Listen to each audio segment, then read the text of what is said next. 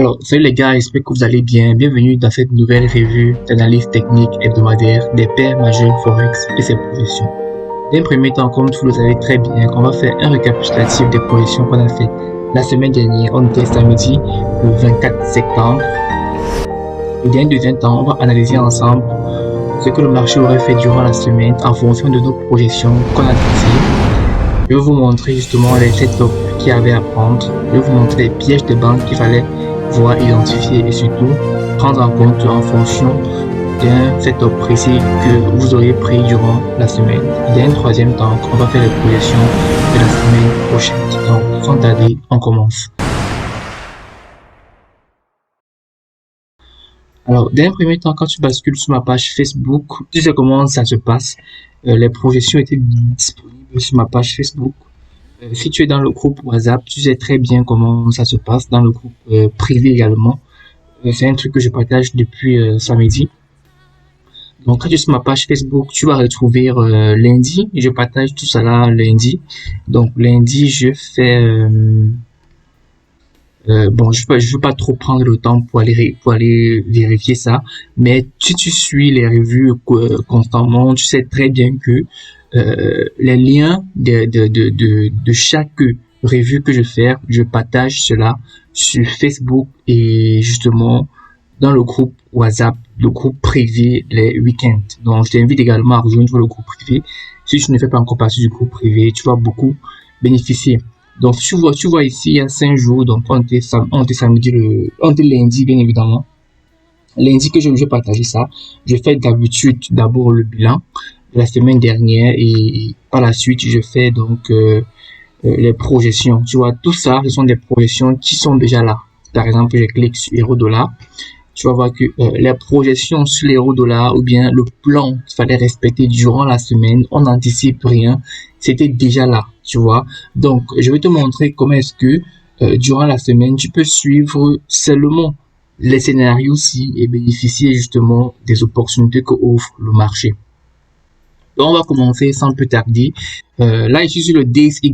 J'avais également fait une projection sur le DXY. Tu peux voir là. Là, c'est clair, hein. J'ai fait cette projection aussi et je disais justement que le DXY est très surétendu. Tu vois la moyenne mobile ici et quand je te mets le canal, on te la voit, tu vois ici. C'est comme si c'est une trendline, mais c'est pas la trendline. C'est juste pour montrer le bas du canal, d'accord? En unité de temps daily, on peut voir qu'on avait un canal ici. On avait une moyenne mobile qui était à la hausse, mais c'était également le prix. Le prix était très surétendu par rapport à la moyenne mobile. Donc, je disais qu'on avait une forte chance justement d'un retour à l'équilibre. Je disais également à mes étudiants ou bien à tous les membres du groupe privé, on était mardi le 27, tu vois, j'ai fait une watchlist, donc je donné mes sentiments par rapport à tout ce qui peut se passer durant la semaine. Mardi, j'ai fait une watchlist et je l'avais dit clairement que voilà quoi, très surétendu par rapport à l'équilibre et même en daily on était très surétendu. Donc en cas de retest, donc en cas de cassure retest par le bas, donc de l'indice des 113, on va maximiser justement les retours à l'équilibre sur tous les paires majeures. Donc ça là c'est justement l'élément clé qui va nous permettre justement d'aller et ne pas anticiper n'importe quoi dans le marché. Donc, quand on regarde l'indice du dollar, on se rend compte que, voilà, je suis premièrement sur le graphique du DXY, donc l'indice du dollar.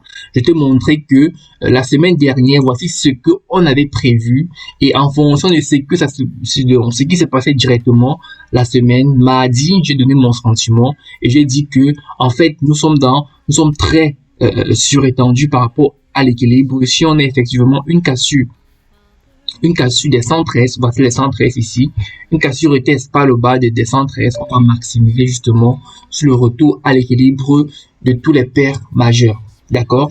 Donc, tu vois que si l'indice du dollar déjà, l'ouverture des marchés, on a une hausse, mais très vite, le prix rechute. Donc, on a une très hausse. Voilà pourquoi, en fait, on dit en trading, il ne faut pas chasser le prix. Donc, il faut attendre le prix sur des zones de valeur.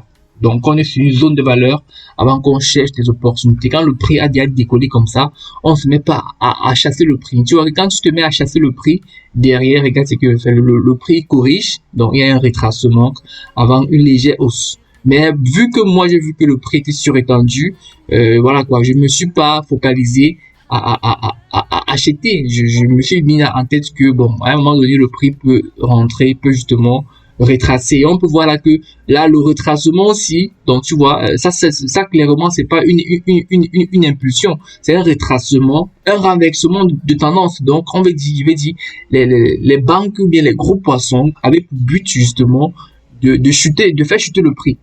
Tu vois, mais ils avaient besoin justement de la bonne liquidité parce que les banques, eux, ils aiment vendre à des prix, je vais dire quoi, très chers. Tu vois, c'est quand le prix était tellement cher qu'ils ont fait chuter le prix. Donc, ce mouvement-ci, c'est un mouvement de chasse au stop. Ça va induire beaucoup, justement, de particuliers à l'achat et justement, eux, derrière, ils ont fait chuter le prix brutalement. Et justement, on peut voir là le retour à l'équilibre. Donc, sur l'euro-dollar, qu'est-ce qui s'est passé? Sur l'euro-dollar, tu sais très bien que si tu es dans le groupe, ou bien même si tu suis justement les projections, voici ce qu'on on a tracé sur l'euro-dollar. On s'est mis en tête que, ok, le prix avait déjà décollé fortement ici. Donc ici, soit tu sortis ici avec ton TP, soit tu as conservé ton trade. Mais là, le marché a clôturé ici. La semaine prochaine, qu'est-ce qu'on voulait voir? On voulait voir justement un retour à l'équilibre. Donc ça va de même avec ce que je t'ai dit. Donc si on a un retour à l'équilibre sur l'indice du dollar, je disais à mes gens qui sont dans le membre du groupe que effectivement on peut avoir aussi un retour à l'équilibre sur tous les paires majeures. D'accord? Effectivement, c'est ce qui s'est passé sur l'euro-dollar. Mais on peut voir que avant le retour à l'équilibre, parce que là le marché s'ouvre ici, tu vois, on a eu une grosse chute, on ne chasse pas le prix, tu vois. On a la cassure par le bas de l'indice des 0,76. On n'a pas de retest, tu vois, le prix est clairement le prix a clairement rebondi sur la zone ci. Voilà, après la cassure, il y a eu un rebond, clairement. Et là, on peut voir que pour une personne qui s'est positionnée ici, voilà quoi, il peut attraper quelques pips. Mais nous, qu'est-ce qu'on voulait rechercher? On recherchait justement des patterns de retour à l'équilibre. On est à contre-tendance, je ne refuse pas, mais par rapport à l'équilibre, parce que si tu regardes la formation sur YouTube, il y a une vidéo dans la partie 3 de la formation qui te parle justement comment est-ce que tu peux filtrer les trades. Donc ici, tu as tellement surétendu. Donc voilà quoi, le prix est en tendance baissière, mais la tendance baissière aussi ne doit pas continuer éternellement. D'accord? C'est clair. Donc à un moment donné, la tendance va se retourner. Et justement, l'équilibre, la moyenne mobile exponentielle 200 est là pour te montrer comment est-ce que tu peux justement faire attention quand le prix est tellement surétendu par rapport à lui. Tu peux rechercher justement des patterns de retour à l'équilibre. Donc, en fonction de ce qu'on a vu sur sur l'indice du dollar et aussi en fonction des patterns qu'on a eu ici, tu peux voir là que on a eu ici une englobante haussière. Et moi, je suis entré suite à cette englobante haussière-ci. Donc, j'entre ici et là derrière, je suis actif. Le marché me donne quelques pips, mais derrière, je suis très vite ressorti. Tu peux voir que j'ai mis mon stop loss en dessous des 50 pips ici en intraday.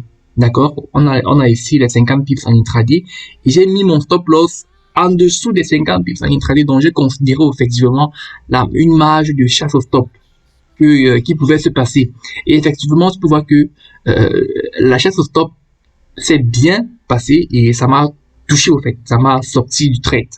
Tout simplement, cette semaine-ci, j'ai eu pas mal de trades perdants dans les graphiques, mais c'est le mindset, tu vois, voilà quoi. Ça fait partie des rares semaines où je termine ma semaine en négatif. C'est pas grave parce qu'on a eu beaucoup de chasses au stop sur les paires corrélées à l'euro et même corrélées même au GBP. On a eu des chasses au stop mortelles qui a justement tapé mon stop loss. Donc là, je suis préparé psychologiquement. Je sais que en fait, quand on trade, il y a toujours au moins 1% de risque que le trade ne passe pas. Donc du coup, je mets mon stop loss et je suis très différent de ceux-là qui n'ont pas de plan de trading et qui traitent puis encore même sans stop loss, d'accord? Donc ici, on a une chasse au stop, mais tu peux voir que dans l'ensemble, on avait raison parce que justement, le prix a fait un retour à l'équilibre, d'accord? Donc clairement, ici, tu te fais stopper, tu ne pleures rien, le prix décolle, tu vois, il y a la cassure, il n'y a pas de retest.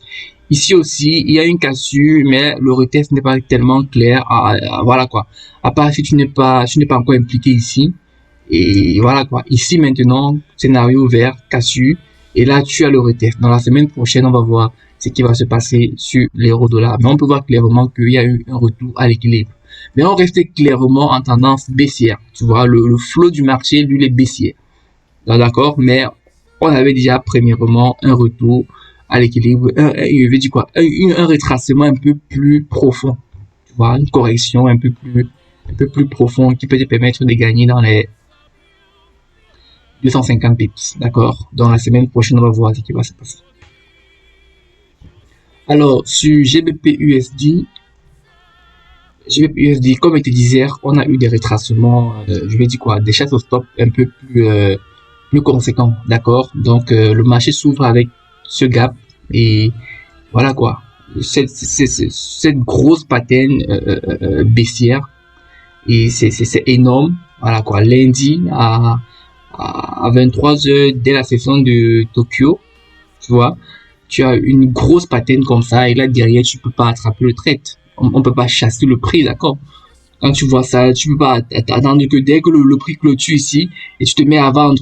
Jamais on fait pas ça, d'accord? Tu passes sur tes zones de valeur. On voit clairement que le prix derrière a été fortement rejeté aussi par l'instinct des 1,05, d'accord? Et quand on regarde en fonction de nos scénarios, on peut voir ici qu'il y a eu la cassure ici, dans la cassure par le haut. Donc le scénario vert ici est en train de se produire sur une zone de valeur que nous, on souhaiterait trader. Donc on est là, les 1.075, les 1.075, d'accord? Donc on va dire les 0,750 pour te faire comprendre que c'est un indice de 250 pips, d'accord? Donc on a la cassure ici, et là derrière, le retest arrive avec une sorte de Morningstar. Donc moi je me suis positionné, mais j'étais très rapidement sorti, un peu comme sur l'euro-dollar, d'accord? Et là derrière, tu peux voir le retour à l'équilibre ici était aussi magnifique, parce qu'à un moment donné, tu peux voir qu'on était tellement surétendu.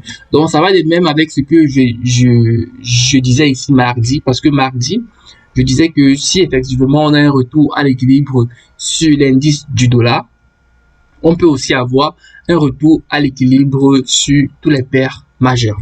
Donc c'est ce qu'on a eu également sur GBP/USD. Et la semaine prochaine, on va clairement voir ce qui va se passer ici, comment est-ce qu'on peut se positionner. On va voir ça dans les projections. Alors, sur AUD/USD, c'était pas mal parce que moi, je m'attendais à un retour à l'équilibre depuis depuis lundi, mardi. Mais plutôt, derrière, on a plutôt eu la cassure et test, tu vois. On a eu la cassure ici. Donc, à moins que toi, tu trades la session asiatique, il y a une sorte de Morningstar ici. Donc, tu peux te positionner par rapport au scénario orange et tu prends ta PEC parce que on était surétendu. Tu peux voir qu'on était tellement surétendu par rapport à l'équilibre. Dès l'ouverture des marchés, tu as une sorte de Morningstar. Et c'est clair, hein, parce que la pattern haussière vraiment clôture au-dessus de ta zone de valeur et aussi au-dessus même du point pivot mensuel. Donc, ce qui est magnifique. Et là, derrière, tu prends le trade et tu prends ta perte derrière, tout simplement, et tu ne pleures rien parce que effectivement le trade respectait ton plan de trading, d'accord? Et là derrière maintenant tu as la cassure et tu as le retest arrive ici.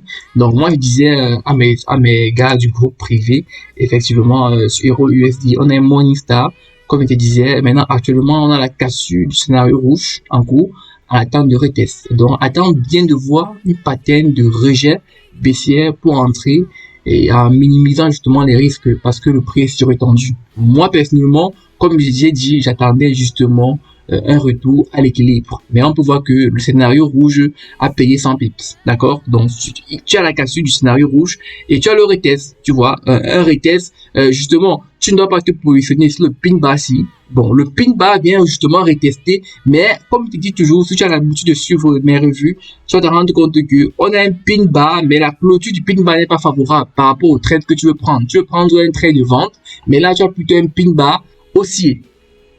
Donc, la couleur est verte. Donc, tu vas patienter, tu patientes, et quand tu patientes, tu vois clairement que derrière, les banquiers ou bien les gros poissons veulent vraiment vendre le prix. Donc, c'est à la clôture de la pattern ici que tu prends le trade pour attraper un truc comme 100 pips à la baisse. 100 pips, déjà même en swing, comme en intraday, ça te permet au moins de te placer à break-even. D'accord? Et là, le retour à l'équilibre, bon, pas clairement le retour à l'équilibre, mais une sorte de correction, ce que je voulais voir, parce que effectivement, ce mouvement-ci, c'est suite effectivement au mouvement qu'on a eu, au mouvement baissier qu'on a eu sur le DXY. Tu vois que l'indice du dollar a fait réagir effectivement à USD avec une sorte de rebond ici, donc une sorte de correction, une continuation de tendance. Et moi, je voulais attraper la correction aussi. Je voulais entrer de manière plus safe, tu vois. Et là, clairement, le prix a décollé sans moi. Donc là, je ne pleure rien. Je me suis pas impliqué ici. Et la semaine prochaine, on va voir ce qui va se passer. Donc, si tu as des questions par rapport à ma stratégie de trading ou bien à n'importe quoi, mais si tu ne comprends pas quelque chose de ce que je dis, tu n'as qu'à poser tes questions en commentaire et je vais te répondre avec plaisir. D'accord? Mais maintenant, si tu veux connaître en profondeur les détails, parce que j'explique beaucoup, je fais beaucoup de vidéos durant la semaine pour expliquer aux membres du groupe privé comment est-ce qu'ils peuvent attraper des opportunités. Et maintenant, si tu aimerais savoir ça, je t'invite réellement à rejoindre le groupe privé. D'accord?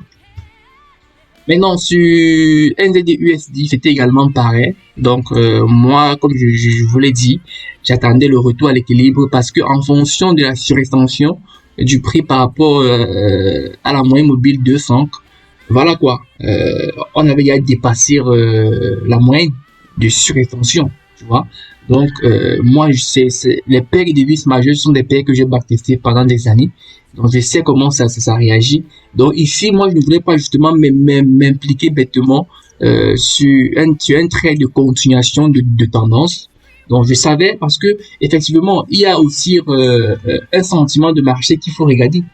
Donc, mercredi, quand je fais la watchlist, j'ai dit méfiez-vous d'acheter car, bon, je dis sur l'euro-dollar parce que là, le prix avait tendance à aller toujours par le bas. D'accord? Je dis méfiez-vous d'acheter, bon, ça c'est une erreur, tout simplement. Donc, méfiez-vous d'acheter car la plupart des traders particuliers sont à l'achat, tu vois. Donc, ils cherchent à tout prix un retournement, dans un renversement du prix.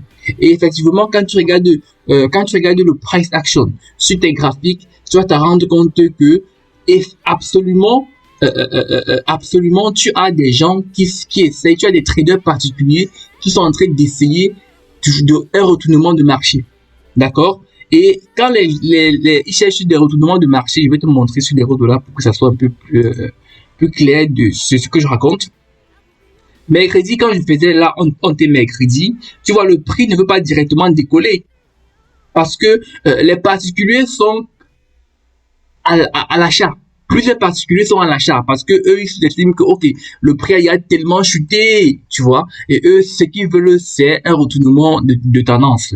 Maintenant, puisque les banques eux ils savent ça, tu vois, ils vont se mettre d'abord à faire les chasses au stop avant de faire le mouvement de la journée. Et moi quand je regardais le sentiment de l'euro-dollar, parce que ça là c'est un site qui te montre le sentiment on appelle ça la dumb money, tu vois.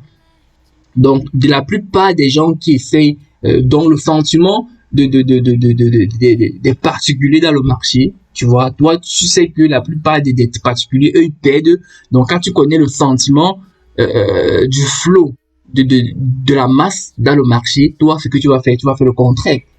Parce que 99 ou bien plus de 90% des traders, eux, ils perdent dans le marché. Donc, toi, tu veux pas faire comme 99%. Donc, quand tu sais la direction, tu vois, quand tu sais le sentiment où la plupart est positionné, ce que toi tu vas faire, pas bêtement, si ça respecte bien évidemment ton plan de trading, ce que tu vas faire, c'est que tu vas faire l'inverse, d'accord? Tu vas faire l'inverse, d'accord? Donc c'est ça. Donc ici effectivement, comme je t'ai dit, moi j'attendais un retour à l'équilibre. Bon, je savais effectivement que la masse était en train d'acheter, mais moi je voulais pas acheter n'importe comment. Je voulais acheter parce que j'ai des raisons techniques 100% price action sur mes zones de valeur qui m'indiquent réellement un retournement de tendance. D'accord? Et je disais justement à mes membres du groupe privé bien évidemment, que en fait tu as la cassure ici et tu as le retest. Donc c'est la même chose qui s'est passé sur AUD/USD. Tu as ici une sorte de Morningstar tout simplement. Tu pouvais prendre le trade, mais puisque c'était durant la session de Tokyo, tu n'es pas forcément devant tes écrans. Mais là derrière, tu te sors rapidement. On a eu la fausse cassure. Donc ça, c'est justement les faux mouvements de la session asiatique. Tu sais comment ça se passe. Et là derrière, justement, tu as la cassure et tu as le retest. Tu vois, le retest ici en sorte de englobant baissière. Tu vois, tu prends le trade, tu as tes 100 pips derrière. Et là, justement, tu as eu une englobante haussière ici. Et moi, je voulais rentrer de manière plus optimale, question d'avoir un ratio plus optimal, tu vois. Et tout simplement, le prix décolle sans moi. Il me fait dans les... Voilà quoi. Quand tu entres ici, justement à la clôture ici, tu as quelque chose comme 90 pips, tu vois. Et là derrière, si j'entrais de manière un peu plus agressive, je pouvais avoir dans les 121 pips. Et c'est ce que je cherchais à faire, tu vois. Et là, je cherchais à entrer de manière avec le phénomène justement de 50%, ce qui n'a pas abouti. Et là, le prix décolle sans moi. Je ne pleure rien sur d'autres paires de devises. J'ai tradé et la semaine a terminé et la semaine prochaine on va voir ce qui va nous donner sur cette paire de devises. Alors sur USD4, sur USD JPY tout simplement le prix a fait son shopping market. Il y a eu la cassure à un moment donné ici, cassure ici. Et là le retest vient avec une englobante haussière, mais l'englobante haussière elle est très elle clôture très éloignée de la zone de valeur. Donc tu pratiquement 54, donc tu vois plus de la moitié de la zone de valeur. C'est plus intéressant de te positionner, tu vois, c'est plus intéressant d'attraper le trade. Donc tu laisses justement le scénario vert. Donc et quand tu patientes derrière, tu peux voir que là le prix il a consolidé, il est resté dans son range. Et la semaine prochaine, on va voir ce qu'il va nous donner. Alors, sur USD4 c'était plutôt aussi très bien parce que là, j'ai atteint également le retour à l'équilibre. Tu vois que ce qui s'est passé sur le DXY a plutôt bien réagi sur pratiquement tous les paires majeures, comme je te disais en début de vidéo. Tu peux voir ici là que le prix s'ouvre ici. On a eu ici, toujours la session asiatique, on a eu un pin bar magnifique. Donc, si tu étais présent durant la session asiatique, alors ici, là, c'est plutôt bien parce que là, même si on considère la cassure retest du scénario vert, ça passe sur la cassure ici. Et là, derrière, tu as une sorte de retest, tu vois. Le retest ici est valable, même si derrière, tu as plutôt un pin bar, un tail bar ici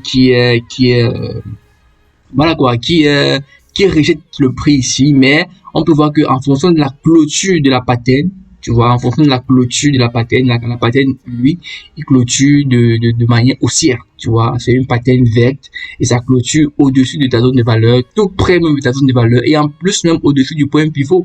Donc ça augmente tes probabilités de prendre justement ce trade-ci. D'accord, pratiquement à plus de 15 heures. Donc à 15 heures, c'est à 15 heures du broker. Ici, chez moi, nous sommes déjà dans les mêmes, je crois, 17 heures comme ça. Donc, ça, c'est déjà durant la session, fin de session de Londres, début de session de New York, comme ça.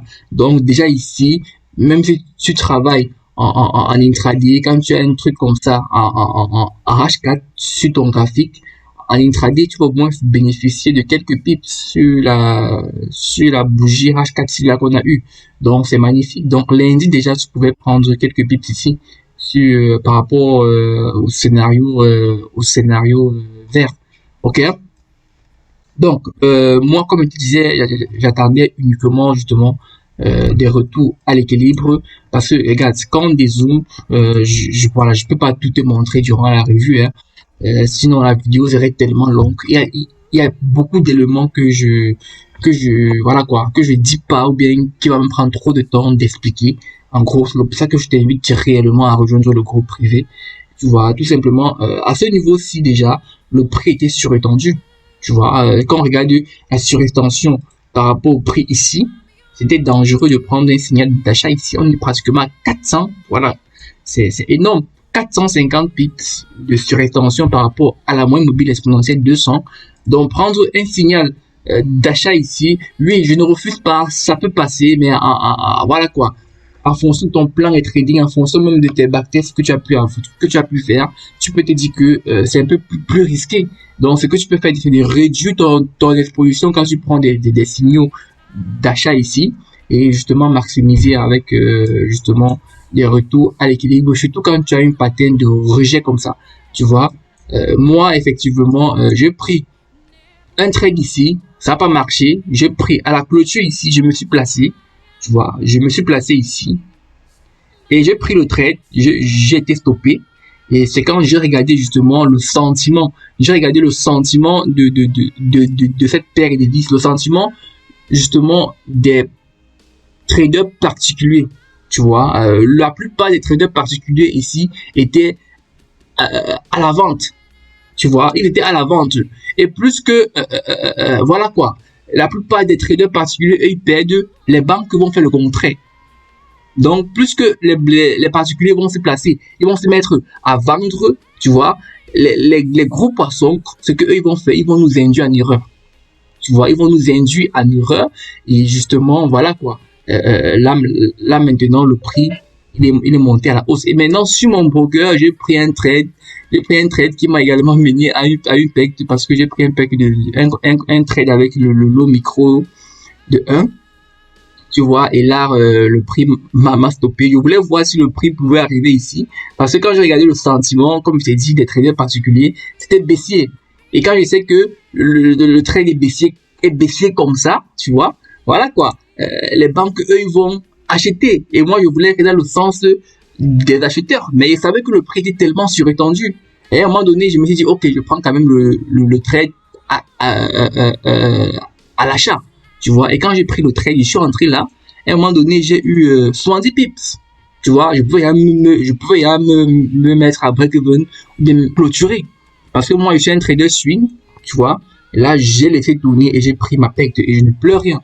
D'accord? Et là, derrière, tu peux voir que le mouvement, le retracement ou bien le mouvement de retour à l'équilibre se produit parce que, effectivement, on a eu effectivement un retour à l'équilibre sur la DXY. Donc, c'était magnifique, justement, d'attraper ce trade ici de retour à l'équilibre. D'accord? Et la semaine prochaine, on va voir ce qui va se passer par rapport à ça. Donc, on clôture, on finit avec USD Suisse franc. Sur USD Suisse franc, voilà. C'était justement aussi un retour à l'équilibre qu'on voulait voir à partir déjà ici. Parce que, voilà quoi. On a eu un rejet ici là sur le bloc baissière. C'était magnifique. Mais est-ce que nous on trade les blocs baissiers? Est-ce que nous on trade les blocs de contrat? Oui, nous on met les blocs de contrat sur nos graphiques au moins pour avoir l'idée ou bien pour savoir que non, c'est là. Mais voilà quoi, en fonction de notre plan de trading, on ne trade pas sur des blocs de contrat. Nous on trade principalement sur des zones institutionnelles, donc les niveaux institutionnels où les banques traitent. Mais les banques eux aussi traitent sur des blocs de contrat. Donc c'est important de voir que c'est là. Et là, tu peux voir clairement que il y a eu des rejets sur le bloc de contrat baissier. Et là, le prix a chuté ici. Donc, double pin bar, ou bien on va dire double rejet de bloc de contrat, ce qui passe clairement. Et moi, je voulais attraper ça avec un bon ratio. Je n'ai pas pu, le prix décolle sans moi. Et là, clairement, on va voir ce qui va se passer la semaine prochaine. Alors, au niveau des projections, sur l'euro-dollar, on a une paire qui est ici. On ne pleure rien. Ici, on a eu la cassure, le retest. Donc, là, actuellement, nous sommes dans le scénario violet en cours. Donc, quand on dézoome le prix, on peut voir que le prix là, il est en tendance baissière. Donc, on peut avoir un scénario bleu. Donc, si le prix arrive ici, on peut avoir une mine renversement suivi de tendance. Donc, on voulait voir le retour à l'équilibre.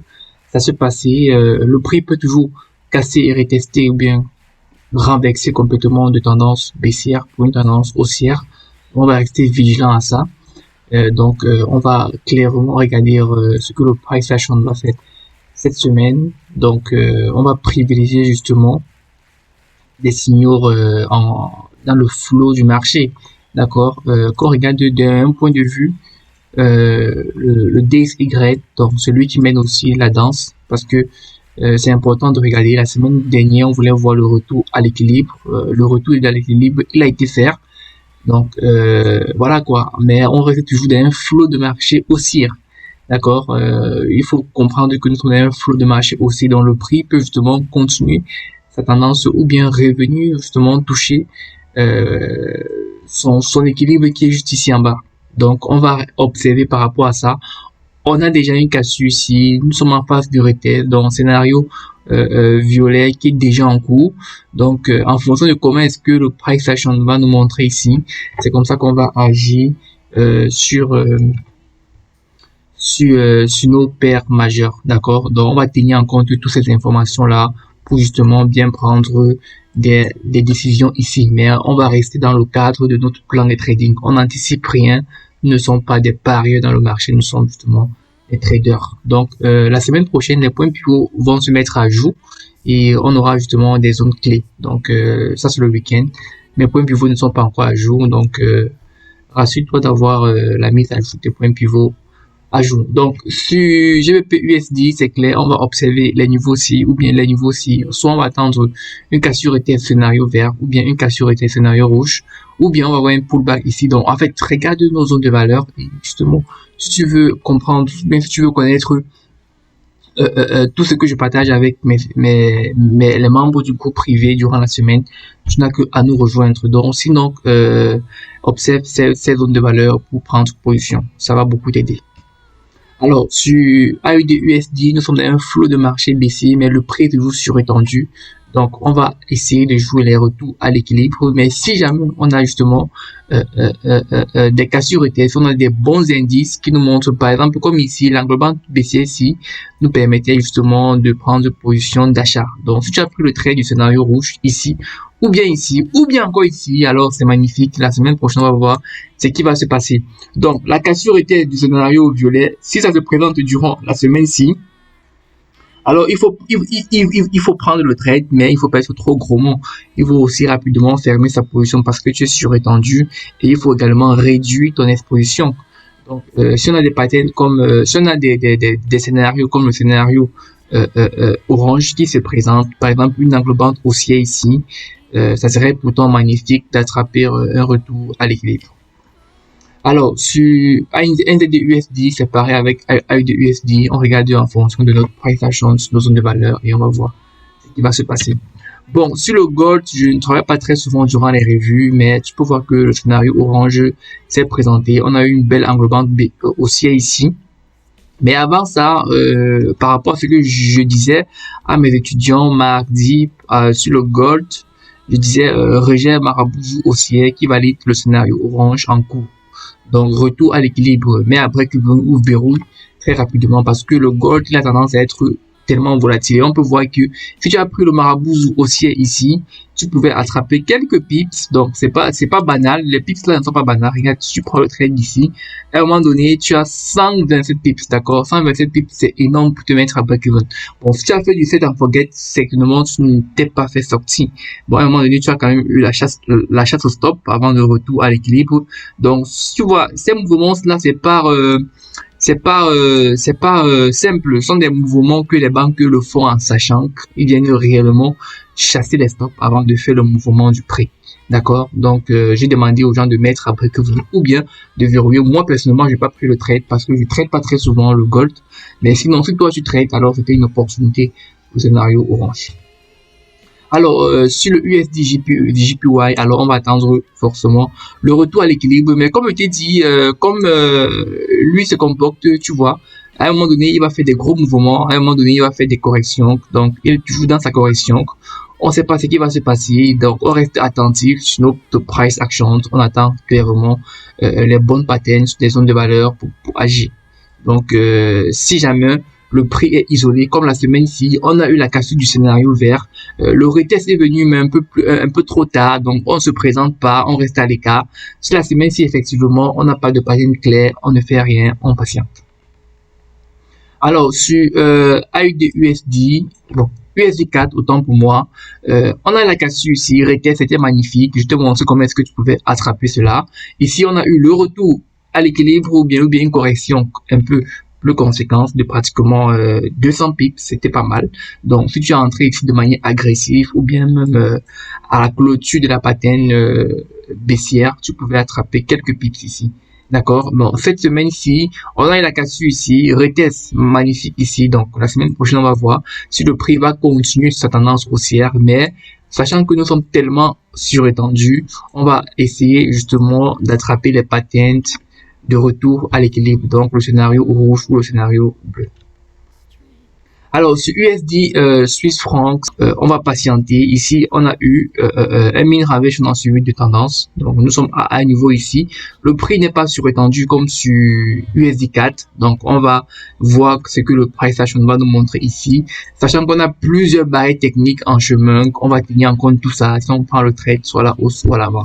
Je te recommande réellement ou fortement de rejoindre le groupe privé. C'est pas très cher. Je te mets le lien en dessous de la vidéo pour connaître toutes les possibilités de nous rejoindre.